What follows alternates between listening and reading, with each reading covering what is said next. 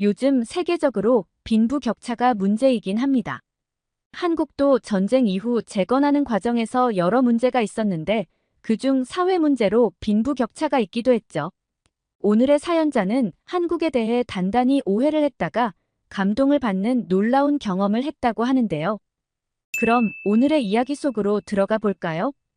안녕하세요. 저는 한국에서 거주 중인 호주에서 온 에드니입니다. 저는 세계에서 가장 큰 도시 중 하나인 시드니에서 왔는데요. 제가 한국으로 오게 된 계기는 별것 아니었어요. 우연히 한국에 올 수 있는 기회가 생겼고, 저는 한국에 대해 알아보던 중 아주 흥미로운 사실을 발견하게 되었습니다. 호주에 비해 아주 작디 작은 나라인 한국의 수도인 서울이 세계에서 손에 꼽히는 대도시라는 것이었죠. 이 작은 나라에서 대도시가 나타나다니 가능한 일인가 하는 의문도 들었고, 한국을 무시하는 생각도 들었습니다. 커봤자 얼마나 큰 도시겠어라는 생각을 한 것이었어요. 그런데 막상 한국에 도착하고 나니 저는 언제 그런 생각을 했냐는 듯 한국에 대한 의심을 한순간에 제 머릿속에서 지워버렸습니다. 한국은 제가 상상한 것 이상으로 큰 도시였어요. 시드니도 대도시이기는 하지만 서울은 시드니와 다른 매력을 가지고 있었죠. 특히 서울은 동네마다 큰 차이가 있기 때문에 개성 강한 동네를 가면 그곳을 온전히 즐기는 데만 이틀이 넘게 걸리기도 했습니다. 그런데 여행을 하다 보니 문득 이런 생각이 들더라고요. 잠깐 한국은 빈부격차가 심한 나라라고 들었는데 내가 서울에서 본 사람들은 전부 석유층이고 서울 밖에서 사는 사람들은 많이 가난한 게 아닐까라는 의문이 생긴 것이었죠. 이렇게 생각한 데는 몇 가지 이유가 있었는데요. 첫 번째는 한국이 아직 전쟁 중인 국가라는 것이었고, 두 번째는 제가 서울에서 만난 사람들 전부가 좋은 옷을 입고 깨끗하게 치장한 상태였다는 것입니다. 마지막으로 서울은 어딜 가든지 깨끗했어요.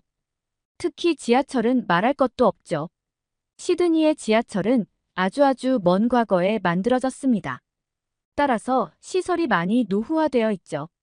그래서 가끔은 사람 팔톤만큼 커 보이는 쥐들이 철로를 지나가는 것도 볼 수 있어요. 저는 오래된 공공시설의 노후화는 당연한 것이라고 생각했는데 한국은 아니더라고요.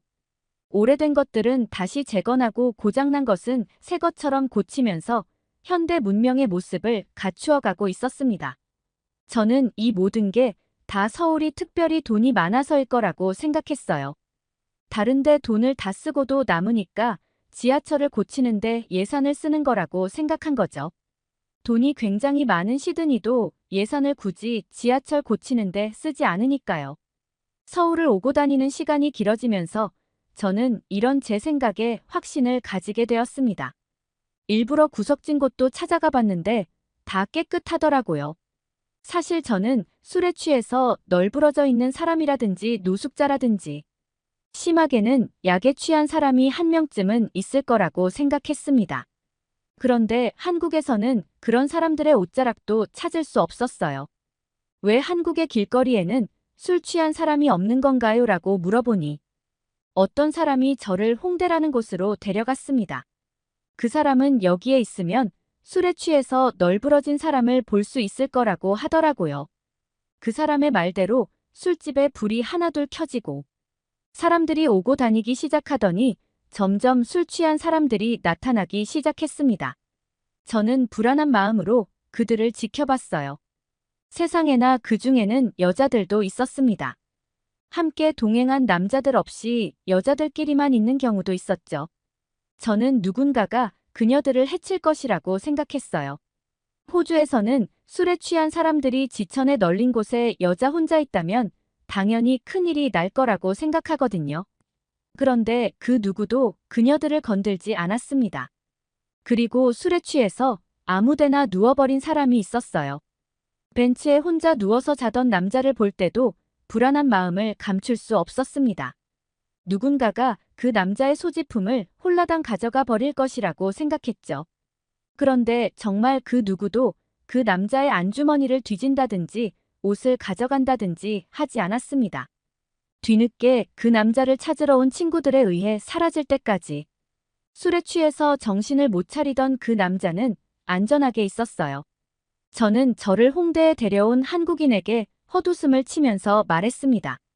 내가 말한 술 취해서 널브러진 사람들은 이런 게 아니에요. 이건 그냥 하우스 파티에서 지인들끼리 노는 정도밖에 안 됩니다. 제가 본 한국의 밤거리는 전혀 위험해 보이지 않았어요. 이날을 계기로 저는 확신했습니다. 역시 서울은 극상류층이 사는 곳이라고요. 상대적으로 경제적 수준이 낮은 곳은 범죄 확률이 높을 테니 서울이 아닌 곳으로 가면 한국의 이 완벽한 모습에도 허점이 보일 것이라고 생각했습니다. 한국의 약점을 잡고 싶은 마음보다는 세상에 이렇게 완벽한 나라가 존재한다는 것을 쉽게 믿지 못했던 것 같네요. 서울이 극상유층만 사는 곳이라는 생각을 하고 얼마 지나지 않아 TV 프로그램을 하나 보게 되었습니다. 그 프로그램에서는 한국의 농촌을 보여주고 있었는데 역시 그곳 사람들은 서울과 정반대되는 삶을 살고 있더라고요. 뙤약볕에서 일하느라 타버린 피부, 촌스러운 패션 센스 등 서울과는 너무 달랐습니다. 도무지 같은 나라라고 생각할 수 없을 정도였죠.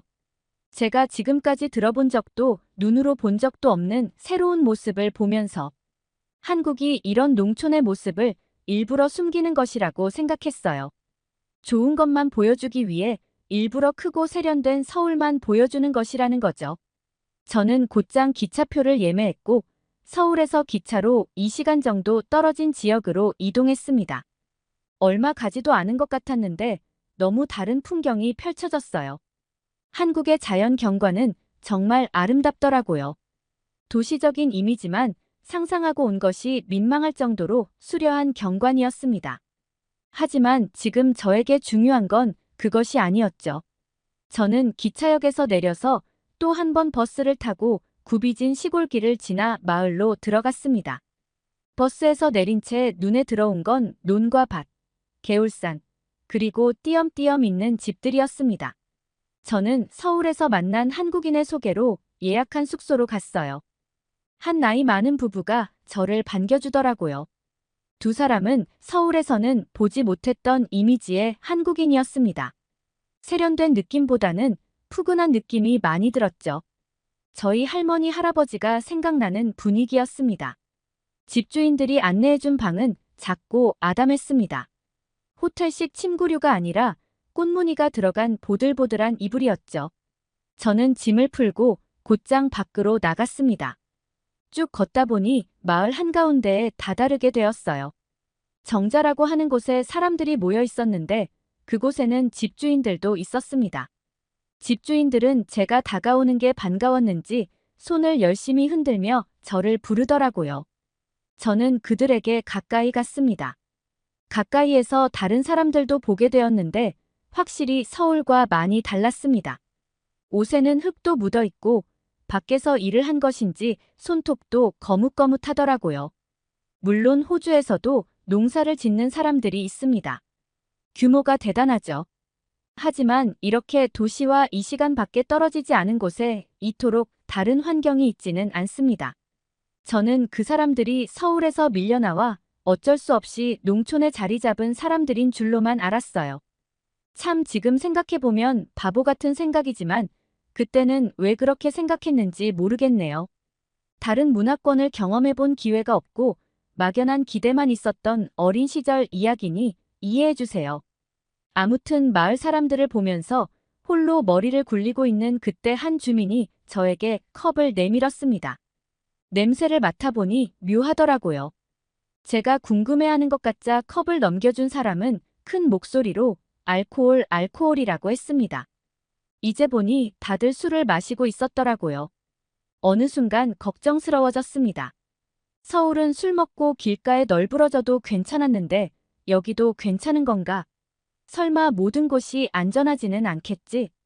아무리 한국이라도 걱정스러운 마음에 옆을 보는데 집주인이 저에게 괜찮으니 마시라는 제스처를 취하더라고요. 저는 눈을 꼭 감고 술을 들이켰습니다. 마을 주민들은 그것을 소우주라고 말했어요. 보드카보다는 술이 약해서 훨씬 먹을만 하더라고요. 저는 마을 주민들이 주는 술을 한 잔, 두 잔씩 받아 먹었고 어느새 만취 상태가 되었습니다. 이러면 안 되는데, 이렇게 술에 취해 쓰러지면 큰일 나는데 라고 머리로는 생각했지만 몸이 따라주지 않았습니다. 저는 제가 상상력이 매우 풍부하다는 걸 그때 처음 깨달았어요. 마을 사람들이 일부러 저에게 술을 먹여서 취하게 한 다음 제가 가지고 있는 모든 걸 빼앗을 거라는 상상을 했거든요. 그렇게 필름이 끊겼고 다음 날 아침 저는 쓰라린 배를 부여잡고 일어났습니다. 그런데 저는 놀라움을 감출 수 없었어요. 제가 눈을 뜬 곳은 어제 집주인이 안내해 주었던 제 방이었습니다. 저는 외투와 신발을 젓가락에 벗어두고 이불 속에서 잠을 자고 있었어요. 세상에 내 정신력이 이렇게 대단했나라고 생각하면서 뿌듯해했습니다. 술에 취했는데도 이곳에 혼자 돌아왔다니 대견했죠. 그런데 그때 누군가 방문을 두드렸습니다. 집주인이었어요. 문을 여니 집주인이 쟁반을 들고 기다리고 있었습니다. 집주인은 알아들을 수 없는 한국말로 무어라 말하더니 대뜸 제 방에 들어왔어요. 아니, 아무리 집주인이라도 그렇지 손님 방에 이렇게 함부로 들어와도 되는 건가요? 따지고 싶었지만 숙취 때문에 말을 하기 쉽지 않았습니다. 그런데 바로 그때 집주인이 보여준 행동은 숙취마저 잊게 만들었습니다. 집주인은 쟁반 위에 있던 덮개를 열었는데 그 속에는 밥과 국이 있었어요. 집주인은 몸으로 설명해 주었습니다. 저를 가리키면서 짊어지고 왔다는 행동을 하는 것으로 보아 술에 취한 저를 데려다 준 게 집주인이었더라고요. 게다가 집주인이 준비한 건 해장용 음식이었습니다. 이걸 먹으면 속이 괜찮아질 거라고 하면서 돌아가더라고요. 저는 집주인에게 돈을 주려고 했습니다. 예약하지 않았더라도 서비스를 받은 건 사실이니까요. 그런데 집주인은 제가 내민 돈을 어리둥절한 표정으로 바라보더라고요. 그리고는 받아들지도 않은 채 밖으로 나갔습니다. 이후에도 예약하지 않았던 서비스는 계속되었어요. 저녁을 먹으러 나가려는데 갑자기 불러다가 저에게 밥을 주질 않나. 밥을 준 걸로도 모자라서 간식거리를 내어주지를 않나. 집주인뿐만 아니었어요. 그 마을 전체가 저에게 너무 큰 호의를 보여주었습니다. 집주인은 제가 손님이니 그렇다 쳐도 마을 사람들까지 저를 챙겨주는 게 이해되지 않았습니다. 저 사람들은 저에게 받을 게 없으니까요. 의문이 커져가던 그때 집주인의 아들이 나타났습니다. 서울에서 살고 있다고 하더라고요. 집주인의 아들은 영어가 가능했기 때문에 저는 그동안 궁금했던 모든 걸 물어볼 수 있었어요. 그와의 대화를 통해 알게 된 것은 깜짝 놀랄 것들이었어요. 한국에도 빈부격차는 존재해요. 하지만 그 격차를 줄이기 위해 많은 사람들이 노력하고 있죠. 그리고 노숙자나 사회에서 소외된 사람들이 없는 건 아니에요. 그런데 그 사람들이 없는 것처럼 보이는 건 누군가가 그들을 돕고 있다는 뜻이겠죠. 어쨌든 당신이 서울에서 좋은 경험을 했다니 다행이에요. 저는 집주인의 아들에게 물었습니다. 그러면 농촌은 어떤 곳이냐고요? 서울보다는 돈이 없는 곳이니. 치안이 안 좋은 게 당연한 게 아니냐고 물었습니다. 그런데 집주인의 아들은 크게 웃었어요. 그러면서 말했죠. 마을 한가운데에서 술 마시다 잠들었다면서요. 그때 멀쩡하지 않았나요? 그리고 서울보다 농촌이 더 안전하다는 말도 있어요. 여기는 문도 안 잠그고 다닌다니까요. 믿을 수가 없는 말이었습니다. 다 한 가족처럼 지내는 곳인데 문을 잠글 필요가 뭐가 있겠어요? 그리고 농촌. 사람들이 서울 사람들에 비해 못 산다는 말은 잘못됐어요. 집주인 아들의 말이 끝나기가 무섭게 마당으로 무언가가 들어왔고 그 순간 제 모든 편견이 산산조각 났습니다. 마당으로 들어온 것은 매우 비싼 외제차였어요. 그리고 그 차에서 집주인이 내렸죠. 알고 보니 굉장히 큰 농장의 농장주였습니다. 한국은 호주에 비해 땅이 매우 작기 때문에 서울과 그리 멀지 않은 곳에도 이런 농촌이 있을 수 있다더군요. 지리적인 특성을 제대로 이해하지 못했던 저의 섣부른 판단이었던 것이죠. 다음으로 저는 왜 마을 사람들 모두가 저에게 얻을 게 아무것도 없는데도 잘해주었는지 궁금했습니다. 집주인 아들은 정이라는 단어를 알려주었어요. 영어로는 번역되지 않는 한국에만 있는 단어인 이정 때문에 마을 사람들 모두가 잠깐 스쳐가는 객인 저를 따뜻하게 받아준 거라고 했죠. 저는 이정이라는 말을 온전히 이해하고 싶었습니다. 그래서 그때부터 한국에서 거주하고 있어요. 그리고 오랜 시간이 지난 지금, 이제는 그때 처음 들었던 정을 완전히 이해하고 싶습니다. 한국인의 정, 이것이 저를 한국에 있게 만들었습니다. 저를 따뜻하게 받아주셨던 농촌 마을 어르신들에게 이 자리를 빌려 감사의 말씀을 꼭 전하고 싶습니다. 감사합니다. 한국에서 뭘 하고 왔길래 얼굴이 이렇게 된 거야. 와, 대박, 나도 한국에 갔다 와야겠다. 저는 체코의 평범한 대학생 레비지라고 합니다. 제가 다니는 학교에는 조금 특별한 학생이 있는데요. 한국에서 교환학생으로 와서 체코의 대학에 다니고 있는 한국인 미나라는 친구가 있어요.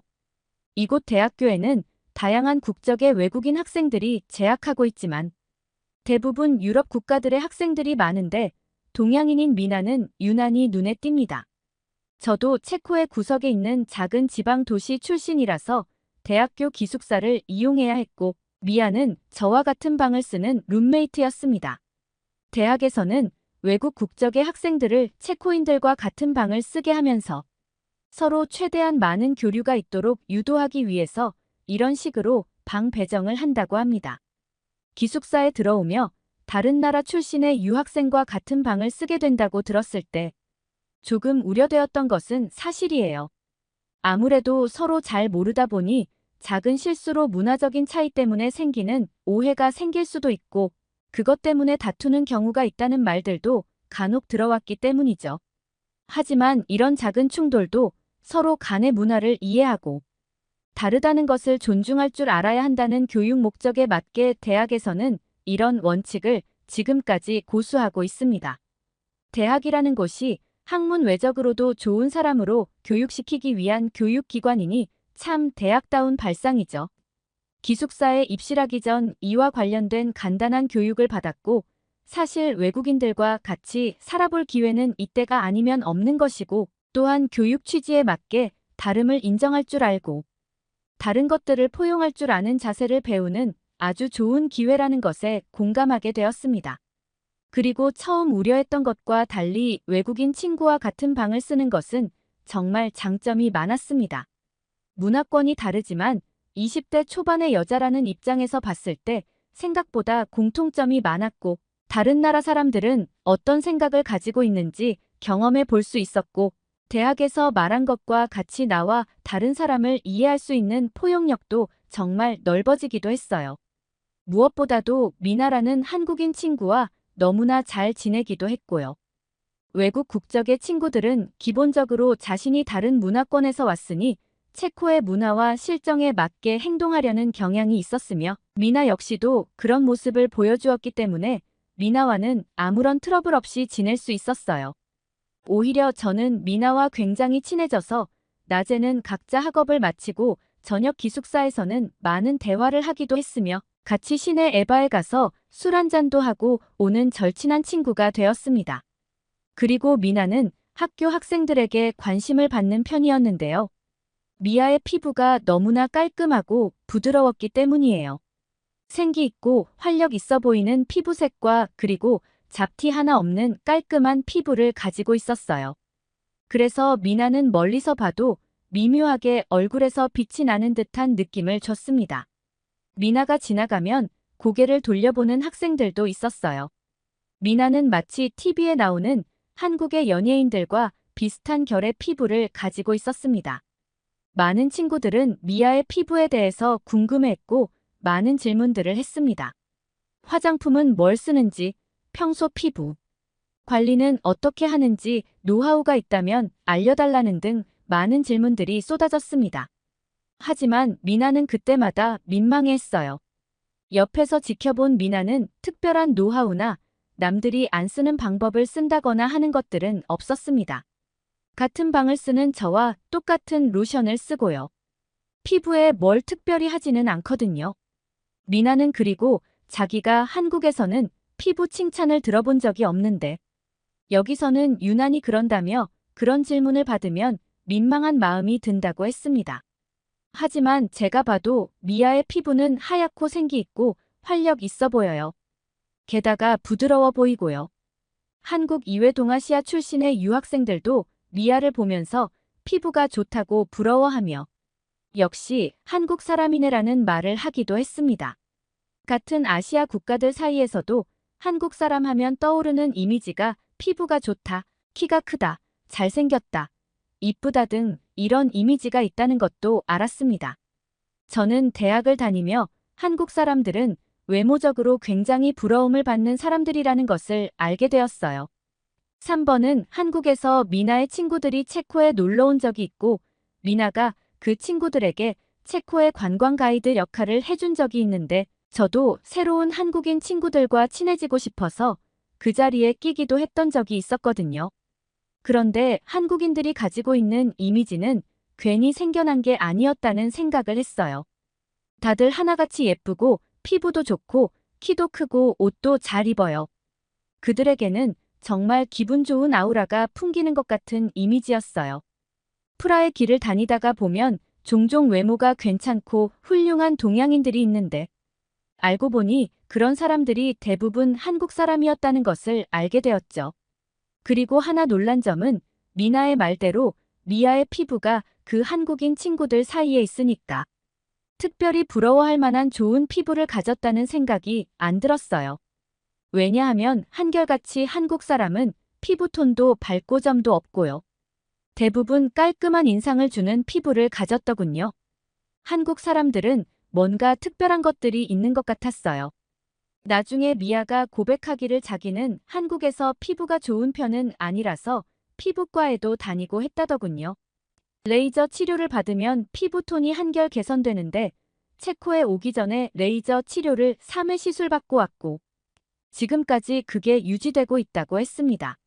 한국에서는 이런 치료를 미용 목적으로 많이 하고 있으며 피부과도 굉장히 많고 때문에 그런 치료 비용이 상당히 저렴하다는 이야기를 들었어요. 게다가 피부와 관련된 상식도 많이 알고 있다고 했어요. 기숙사의 수많은 방들 중에 저희 방만 가습기를 틀어놓고 있는 이유도 사실 피부 보습과 작은 관련이 있기 때문에 상시켜놓는 것이라고 말하기도 했습니다. 역시 한국 사람들은 다들 피부과 전문의 같아요. 이것과 관련해서 인터넷으로 이것저것 검색을 많이 해봤어요. 한국 사람들은 아시아 사람들 중 가장 피부톤이 밝고 적당한 피부 두께를 가지고 있어서 수분 보습에 유리하다는 등 선천적으로 타고난 기질이 있다는 이야기들과 피부에 자극을 주지 않는 깨끗한 물이 나는 지구상에서 몇 안 되는 지역이라는 말까지 수많은 말들이 있었습니다. 그렇게 한국 사람들이 왜 피부가 좋은지에 대한 호기심이 어느 정도 해결되었습니다.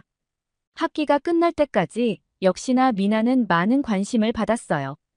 그리고 미나는 그런 관심에 도출되어 자만에 빠지지 않고 그냥 자신의 학업을 성실하게 이어갈 뿐이었습니다. 시험 기간이면 같이 미나와 밤을 새며 공부하기도 했고 저도 성실한 모습에 미아 덕분에 높은 학점도 잘 취득하게 되었습니다. 이런 성실함도 한국 사람들의 특유의 모습이 분명하다는 생각도 들었습니다. 그리고 이번 학기를 끝으로 미나는 한국으로 돌아간다고 했습니다. 한국인과 같이 생활하며 한국 사람들에게서는 배울 게 정말 많다는 생각이 들었습니다. 미나에게 여러 가지의 의미를 담아서 너와 함께했던 1년이 나에게는 정말 소중한 시간이었다는 인사를 건넸습니다. 방학이 되자 아쉬운 마음이 밀려왔고 더 이상 미나를 못 본다는 마음에 섭섭하기도 했습니다. 그리고 미나는 한국에 가 있을 테니 언제든지 한국에 오면은 멋진 여행 가이드가 되어줄 테니까 꼭 한국에 오라고 하는 작별 인사를 남기고 한국으로 떠나갔습니다. 저도 고향 마을에 내려가서 집안일을 도우면서 방학을 보냈어요. 그렇게 시간을 보내면서 생각을 정리하고 있었어요. 좋은 인연이 있었으면 이별이 있는 법이니까요. 다음 학기가 시작되었고 이번에는 누가 나와 같은 빵을 쓰게 될지 기대가 되었습니다. 이번에는 케냐 출신의 학생과 같은 방을 써야 했는데 조심스럽게 말하자면 미나 생각이 많이 났습니다. 이번 학기에는 나와 다른 사람에 대한 이해를 더 많이 배우는 학기가 되었습니다. 가끔은 강한 인내심이 필요하기도 했지만 결국 싸움 없이 학기를 잘 마무리했어요.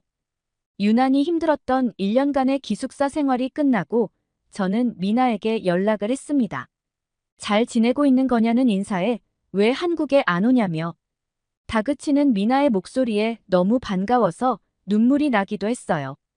뭔가 미나와 지냈던 즐거웠던 학교 생활도 생각이 나고 그래서 저는 한국에 가겠다고 했습니다. 급하게 비행기표를 예매했고 미워하는 날짜만 알려주면 자기가 공항에 마중을 나가 있겠다고 했습니다. 그렇게 조금은 갑작스럽게 한국에 왔어요. 미나와 1년 만에 만났지만 미나는 변한 것 없이 그대로였습니다. 미나와 반갑게 인사를 하고 저는 미나 손에 이끌러셔 어딘가로 향했습니다. 미나가 자취하고 있는 집에 가서 짐을 풀었고요. 이미 어두운 시간인데도 불구하고 미나는 저를 데리고 밖으로 나갔습니다. 한국은 밤에도 마음대로 돌아다녀도 되는 곳이라고 했는데 정말 그 말이 맞더군요. 사람들이 활발하게 활동하고 있었고 저는 그 틈에 섞여서 밤 공기를 마시며 한국을 즐겼습니다. 그리고 다음날 미나는 저를 데리고 한국의 피부과로 갔어요. 거기서 같이 레이저 시술을 받았습니다. 미나가 3위권을 끊어놨는데 1회를 저한테 양도해 준 거래요. 원래는 안 되는데 체크해서 왔다고 하니까 예외적으로 한번 해주는 거라고 하더군요. 한국의 레이저가 엄청난 효과를 볼 거라면서 체코에 가서 홍보해달라는 의미래요. 농담 반 진담 반이었지만 그만큼 레이저 효과가 대단할 거라고 했어요. 그리고 마취크림을 바르고 시술을 받았지만 너무 아파서 눈물까지 나기도 했어요. 그렇게 시술이 끝나고 서로 아주 빨개지고 탱탱하게 부어서 못생겨진 얼굴을 보면서 웃기도 했어요. 레이저 시술을 받아버려서 햇빛을 받으면 안 된다고 하더군요. 오히려 잘 되었습니다. 저는 시차 적응할 필요 없이 밤 시간에 밖을 돌아다녔습니다. 한국은 24시간 영업하는 가게도 많았고요. 밤새 밖에 있어도 나만큼 안전해요. 아무도 저를 해하려는 사람도 없었고요. 레이저 때문에 일시적으로 흉해진 피부를 감추기 위해 검은색 마스크를 쓰고 있어도 아무도 저를 수상하게 쳐다보지 않아요. 한국은 정말 듣던 대로 대단한 곳이라는 생각이 계속해서 들었습니다. 그리고 일주일 정도는 햇빛을 보지 않았고 피부는 많이 진정이 되었습니다. 처음 시술을 받은 지 일주일이 지났고 다시 한번 병원에 가서 진정 관리를 받고 나왔어요. 그 뒤로는 한국의 앞모습도 구경하면서 다닐 수 있었습니다. 그렇게 보름 정도의 한국 여행을 마치고 체코로 돌아왔습니다. 그리고 시골집에 있는 내내 저는 놀라운 변화를 느낄 수 있었어요. 피부에서 자꾸만 윤기가 돌고 미아처럼 얼굴에 생기가 돌았어요. 시간이 지나 방학이 끝나고 다시 학기가 열렸습니다. 다시 돌아간 학교에서 피부가 왜 이렇게 좋아졌냐는 질문을 받기 시작했습니다. 딱 한 번 받았을 뿐인데 이렇게 큰 변화가 생길 줄이야. 왜 한국의 피부과 병원이 왜 자신 있어 하며 시술을 해줬는지 알 것 같더군요. 한국에서 피부 미용 시술을 받고 왔다는 소문은 금방 퍼져서 다들 저에게 한국에서 뭘 하고 온 거냐며 질문을 하기 위해 찾아오는 사람도 많았어요. 제 이야기를 듣고 다음 방학 때는 한국에 가겠다며 말하는 사람들도 있었어요.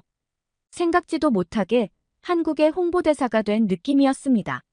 저는 피부과에서 했던 경험 말고 한국에서 겪었던 좋았던 경험들에 대해서 이야기를 해주고는 했지만 아무래도 다들 피부과 시술에만 관심이 있는 모양이에요. 지금 학생들은 한국의 미용 기술에만 관심이 있지만 아마 한국에 다녀와 보면 저랑 이야기할 내용들이 많아질 거예요.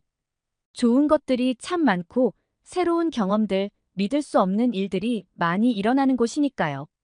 디지털 노마드는 노트북이나 스마트폰을 이용하여 공간의 제약을 받지 않고 재택 근무나 원격 근무를 하면서 자유롭게 생활하는 사람들을 말합니다. 흔히 여행을 다니면서 돈을 벌거나 노트북으로 프로그램 개발을 하는 등 다양한 유형의 디지털 노마드가 있는데요. 이들은 일을 할 때 장소에 제약이 없기 때문에 여러 나라를 돌아다니며 여행을 하기도 합니다. 오늘 소개해드릴 사연은 여러 나라를 경험한 끝에 한국에 정착할 수밖에 없었다는 영국인의 사연입니다. 과연 그에게는 무슨 일이 있었던 걸까요? 안녕하세요. 저는 디지털 노마드로 근무하는 30대 영국인 동기입니다. 제 직업은 소프트웨어 개발자예요. 개발자들마다 근무 형태는 다르겠지만 저 같은 경우에는 인터넷만 연결되면 본사와 만나 제가 맡은 업무를 진행할 수 있기에 다른 지방이나 해외에서도 충분히 근무가 가능한 직무거든요. 대부분의 프로그래밍 역량을 자체적으로 관리하므로 특정 시간에 정해진 사무실로 출근해야 하는 제약이 없어요. 그래서 1년의 대부분을 해외에서 보내고 있죠. 하지만 모든 도시가 디지털 노마드로 일하기 좋은 환경은 아니에요. 그동안 여러 국가를 다녀봤지만 예상치 못한 불편으로 업무에 차질이 생기는 경우도 종종 있었거든요. 우선 인터넷이 안정적으로 연결되어야 하는데 이는 저희 업무가 대부분 온라인에서 이루어지기 때문이에요.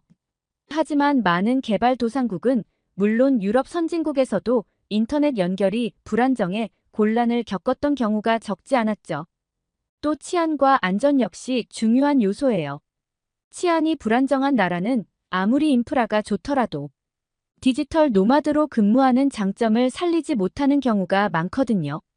특히 해외에 있더라도 오전에서 낮 동안은 일해야 하는 경우가 많고 시차에 따라 휴식을 취하는 시간이 늦은 밤이나 새벽인 경우도 많아 치안이 더욱 중요해져요. 주변이 깜깜한 밤중에는 범죄 발생률이 높아질 수밖에 없거든요. 이외에 문화적으로도 포용력 있는 환경이어야 안심하고 머물 수 있어요. 보통 한 국가에 머물게 되면 적어도 한 달에서 석 달 정도는 머물게 되는데 문화적 차이가 큰 국가라면 그만큼 주변 사람들과의 마찰이 발생하는 경우가 많거든요. 가령 종교나 성관념이 다른 경우 혹은 일상에서의 문화적 행동에 차이가 있는 경우에는 생각지 못한 일상적 행동이 주변인들과의 갈등을 만들어내는 원인이 되기도 해요. 거기에 물가 역시 중요하죠. 사람들은 디지털 노마드를 그저 여행을 좋아해서 한다고 생각하는 경우가 많지만 의외로 현실적인 장점도 있어요. 체류하는 국가에 따라 생활비나 물가가 영국에 비해 매우 저렴한 경우도 있고 영국에서의 수입을 기준으로 했을 때 부동산이나 거주 비용이 절감되는 경우도 있어요. 런던에서는 겨우 침대만 있는 스튜디오를 빌릴 돈으로 다른 나라에서는 단독주택을 빌릴 수도 있죠. 여기에 새로운 문화를 경험하며 느끼는 즐거움과 새로운 아이디어와 영감, 스트레스를 절감하는 등 다양한 장점이 있죠. 그래서 저도 마음에 쏙 드는 도시를 찾아 이곳저곳을 헤맸어요. 디지털 노마드들 사이에서도 자신들이 선호하는 도시에 대한 정보를 공유하는 경우가 많은데 저는 그중에 거의 모든 도시에 체류해봤던 것 같아요. 흔히 많이 꼽는 곳이 인도네시아 발리와 태국의 치앙마이, 독일 베를린과 포르투갈의 리스본 이외에 호주와 콜롬비아가 꼽히더라고요. 각각 장점과 단점이 있었지만 제 마음에 쏙 드는 도시는 아니었어요. 우선 인도네시아의 발리는 디지털 노마들이 가장 선호하는 도시 중에 하나라 커뮤니티가 활발하게 운영되고 있고 자연이 아름다우며 물가가 비교적 저렴하다는 장점이 있어요. 휴양지인 만큼 아름다운 리조트도 많지만 문제는 와이파이 연결이 생각보다 잘 안 된다는 점이었어요. 급하게 업무 상황에 인터넷 연결이 되지 않아 낭패를 보는 경우가 많았거든요.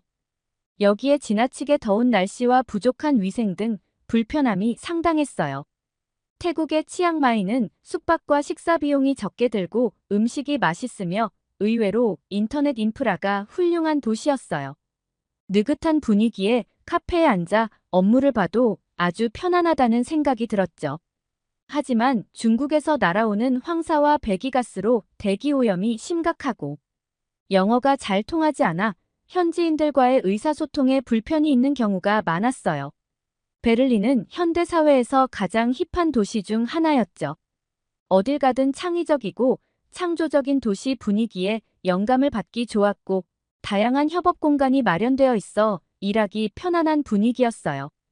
유럽 최고의 선진국의 수도인 만큼 각종 인프라나 문화, 역사적 환경 역시 인프라가 훌륭했고요. 하지만 유럽 선진국인 만큼 영국에 비해서도 생활비 부담이 심했고 특히 주거와 식사에 들어가는 비용이 상당했어요. 자연 환경이 매력적이지도 않았고요. 리스본은 유럽의 고즈넉한 분위기에 아름다운 해변, 소박한 분위기와 훌륭한 도시, 인프라를 가진 도시였지만 최근에는 관광지로 인기를 얻고 있어 많은 인구가 몰리며 생활 비용이 커지고 있고 교통 혼잡으로 특정 시간대에 도시가 정체되는 경향이 있어요. 게다가 소매치기나 마약 관련 범죄율이 상대적으로 높아 한밤중에 도시를 돌아다닐 수 없었죠. 인터넷 환경도 그렇게 우수한 느낌은 아니었어요.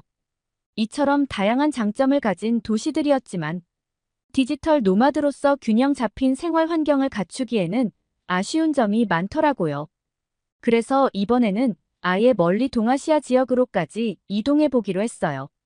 검열이 심한 중국을 제외하고 한국과 일본 중에 적당한 곳을 물색해 봤는데 디지털 노마드 커뮤니티에서는 한국을 추천해 주더라고요. 업무와 일의 밸런스를 맞추기 좋은 데다가 도시의 인프라도 훌륭하고 지방으로 가면 자연 환경도 끝내준다고 하더군요. 그래서 서울행 비행기표를 끊었어요. 저는 보통 처음 가는 도시는 야간에 도착하는 비행기를 예매하지 않는데 영국 출발 비행기이다 보니 선택의 폭이 그렇게 넓지는 않더라고요. 남은 좌석을 찾다 보니 밤 10시가 넘어 인천공항에 도착하게 됐어요. 한밤중에 숙소까지 가는 게 걱정이 되어 이왕이면 공항에서 곧바로 택시를 타야겠다고 생각했죠. 그런데 한밤중임에도 불구하고 인천공항은 사람들로 북적거리더군요. 다들 나들이 가는 것처럼 화사한 차림에 어린아이들까지 데리고 있기에 전혀 무섭거나 위협적이라는 생각이 들지 않았어요. 아마도 늦은 비행기를 타고 해외여행을 가는 사람들인 것 같더군요. 그들이 오는 곳을 따라 게이트를 이동하니 공항 철도라고 하는 지하철이 나타났어요. 제가 숙소를 잡은 홍대 입구역까지 한 번에 이동하는 전철이었는데 이용료도 $2 정도로 아주 저렴하더군요. 밤 10시쯤 홍대 입구역에 내리자 젊은 사람들로 북적대는 번화가가 나타났어요. 한밤중임에도 많은 가게와 레스토랑, 멋있는 바와 술집 등이 문을 열고 있었어요. 이 늦은 시간에 남녀노소 자유롭게 도시를 누빈다는 게 신기했죠. 영국이나 다른 나라였다면 벌써 문을 닫고 조용해졌을 시간이었거든요. 게다가 이미 한밤중이었음에도 안전한 느낌이었어요. 이런 환경이라면 충분한 나이트 라이프를 즐길 수 있을 거라 기대했어요. 우선은 숙소로 이동해 업무 환경부터 꾸려뒀어요. 매우 깔끔한 숙소의 테이블 옆에서는 와이파이 비밀번호가 적혀 있더군요. 인터넷을 사용하는데 따로 추가금도 받지 않아 초고속 인터넷은 기대도 안 했는데 인터넷 속도를 체크해보자. 초당 180Mbps는 가볍게 넘어가더라고요. 게다가 데이터망도 매우 안정적으로 유지돼 업무를 보는데 아무런 지장이 없을 정도였어요. 지금껏 가봤던 국가 중에선 최고의 환경이었죠. 아직 시차가 회복되지 않았지만 잠깐만이라도 거리에 나가 거닐어 보고 싶었어요. 불야성이 계속되는 거리를 걷다가 눈에 보이는 라운지 바에 들어갔어요. 별 기대를 안 하고 직원에게 메뉴를 달라고 했는데 거의 완벽한 영어로 대응을 해줘서 깜짝 놀랐어요. 어떻게 그렇게 영어를 잘하느냐고 묻자 홍대는 외국인들이 많이 오는 거리라 기본적으로 어느 정도의 영어는 가능한 사람을 채용하며 한국인들은 영어 공부에 노력을 쏟기에 어느 정도의 외국어 구사력은 보편적이라더군요. 나중에야 안 거지만 한국은 아시아에서 영어 능력 평가 순위가 4위를 차지했다고 하더군요. 다른 상위 국가들이 영국이나 영국의 식민지였던 걸 감안하면 한국의 언어에 대한 교육열은 정말 엄청나다고 생각했어요. 실제로 한국의 도시 어디를 가든 20대에서 40대 정도의 젊은 한국인들은 웬만큼 영어를 하는 경우가 많아 길을 잃거나 궁금한 점이 있을 때 물어보고 다니기 쉬웠어요. 그렇게 저의 한국 생활이 시작됐죠. 빠른 인터넷 덕분에 원격 근무와 웹미팅 및 화상회의 등 온라인 커뮤니케이션을 하는데 매우 원활했고, 영국의 주요 도시에 비하면 생활에 들어가는 비용도 매우 저렴했어요. 베를린 등의 유럽 선진국에 비하면 외식비나 각종 서비스 비용이 저렴한 편이라 생활비도 절감됐죠. 배달 음식을 시키는 시스템도 아주 간편해서 좋았어요. 게다가 서울이라는 도시는 정말 즐길 거리가 많더라고요. 동양의 변방 국가라고 생각했던 것과 달리 도시 곳곳에 세계적 수준의 문화 콘텐츠가 적지 않았어요. 특히 고궁이나 문화재 등은 매우 저렴한 가격으로 방문할 수 있었고, 시립미술관이나 국립미술관, 공연장 등은 거의 공짜에 가까운 가격으로 즐길 수 있었으며, 보유하고 있는 전시회 수준도 매우 높았죠. 전통과 현대, 미래가 복합된 듯한 독특한 도시 구조가 매력적이었어요. 일하는 시간 이외에는 서울이 가진 문화 콘텐츠를 만끽하기 위해 많은 곳을 돌아다녔죠. 영국이나 유럽의 도시에 비해 서울은 그야말로 메트로폴리스였어요. 서울만으로도 하나의 나라라는 생각이 들 정도로 밀도가 높고 구경 다닐 곳도 정말 다양했죠. 사실 치앙마이나 베를린 등의 도시는 두세 달이 지나면 슬슬 뻔한 느낌이 들 정도로 관광할 곳이 한정돼 있는데, 서울은 워낙 콘텐츠가 많은 데다 시가와 계절이 지날 때마다 도시의 분위기가 달라져 알면 알수록 매력적인 도시였어요. 유럽이나 영국에서 거리만 조금 가까웠다면 더 많은 사람이 찾아와 관광대국이 됐을 거란 생각이 들더라고요. 서울에 익숙해진 뒤에는 한국의 지방 도시에도 다녀봤어요. 처음에는 가장 유명한 부산이나 제주도에 가봤는데, 서울과는 또 다른 자연 환경과 도시 분위기가 매력적이더군요. 이외에도 속초와 경주, 여수 같은 자연 환경과 고대 문화가 보존된 도시를 다녀봤어요. 각각의 개성이 있는 도시들이었지만 모두 깔끔하고 치안도 좋아 마음 편안하게 여행할 수 있더라고요.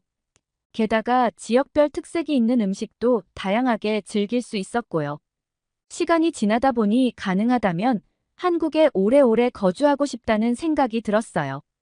여름이 너무 덥고 겨울이 너무 추운 것만 빼면 제가 지금껏 다녀봤던 도시 중에서는 가장 살기 좋은 국가라는 생각이 들어요. 친절하고 다정한 사람들과 깔끔한 도시, 저렴한 인프라와 대중교통, 그리고 무궁무진한 문화 콘텐츠 덕분에 한국에 머무는 하루하루가 설레더군요. 언젠가 한국에 제대로 된 직장을 잡아 디지털 노마드를 그만두고 정착하는 제 미래의 비전이 됐어요. 저 말고도 한국을 사랑하는 디지털 노마드들이 많이 생길 거라고 생각합니다. 커뮤니티에도 홍보를 많이 하고 있으니까요. 끝까지 시청해주셔서 감사합니다. 더욱더 좋은 영상으로 찾아뵙겠습니다.